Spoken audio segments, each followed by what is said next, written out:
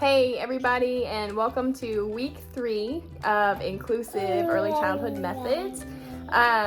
This is Willa. She wants to say hi. Hi. She's very excited to get to talk to you guys. So I got all of your reading reflections, and I just want to say these have been just outstanding so far.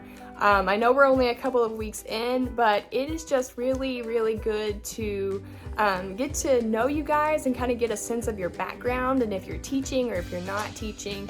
And just the main idea behind these reflections is not only for you to kind of communicate with me, yes, I want to know that you've done the reading and what you're learning, but most importantly, I want to see the personal connections and the professional connections of not only this is what I'm learning, but this is how I'm going to use it, and this is why it matters, and this is why it's important.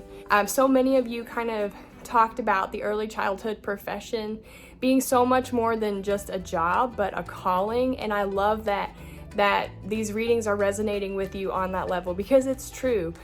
We don't get into this field for the money or the prestige.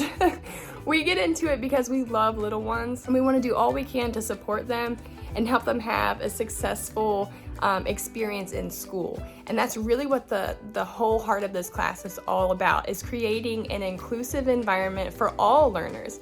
Not only those who may be atypical in their development, but children who come from diverse backgrounds, who may speak other languages, who may have home lives that are different from your home life. That's one of the things that I kept seeing come up in the reading reflections as well. People talking about just the importance of wanting to build good relationships with the parents and the families of the children that you work with. And guys, this is a foundational skill just across the board in education. If you can't establish those good relationships with your families, the children are the ones who are going to suffer. It's so crucial at the beginning of the year, which is why we do things like home visits. It's why we do conferences. It's why we do phone calls. That's why we've been doing a lot of reading about how to involve families, how to be professional in your relationships with them, because it is just foundational. If you're going to teach a kiddo, you have to have that good relationship, not only with them, but with their family. So lots of great takeaways. I have really, really enjoyed getting to read your reflections and kind of getting to know you better. Shifting into this week, we're going to start talking about emergent curriculum and learning through play, which are things that are huge passion subjects of mine. I've taught for several years, and then all of my dissertation research is all on learning through play and the importance of play. So I'm really excited to get to see what you guys take away from these readings and these interactions that we're going to have this week. So embedded within the readings, we're also going to be talking about learning standards and lesson planning and how you can kind of use play as a guide in your curriculum every single day in the classroom. And one thing that's really important for you to understand is that if you're coming into kind of a traditional school setting and you're letting your kiddos play, you're gonna get a lot of eyebrow raises. You're gonna have to learn how to go to bat for your kids. You're gonna have to learn how to be an advocate for play in your classroom, because I'm telling you right now, you're gonna kind of come up against your administration time and time again, just depending on what school you're at, on the necessity of play and why it's important and why we do this and why we champion it and the research behind play. So I want you to really take these readings to heart, learn from them, grow from them, connect personally, connect professionally. Your third reading reflection is due this week. And then also undergrads, your classroom context is due this week.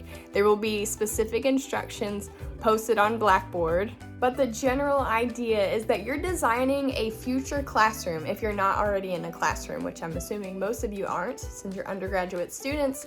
So you're going to design a room plan and a schedule, kind of give me an outline of what your room's going to look like, what are the major learning areas, give a rationale for why you put this learning center here when you could have put it there, and use the readings to kind of justify what your plan is and why you did it that way. Same with your schedule. Make sure you include time for transitions and ideas for what you're going to do during that wait time. This is really just kind of a good practical experience for you to get to plan a room before you're actually in a room, and hopefully you can use this plan in the future. I'm hoping that all these assignments are going to be very practical and things that you can take with you when you leave this class and go on to do bigger and better things.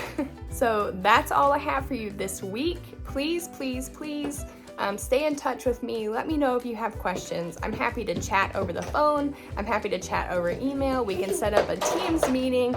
I'm very flexible, and I want to work with you as best that I can. I want to make this experience as personal for you and as positive for you as I possibly can. I know you all have so much going on, and so I'm happy to help and accommodate you in whatever way that I can. So have a good week. Reach out if you have questions. Be looking for the assignments posted on Blackboard, and stay warm.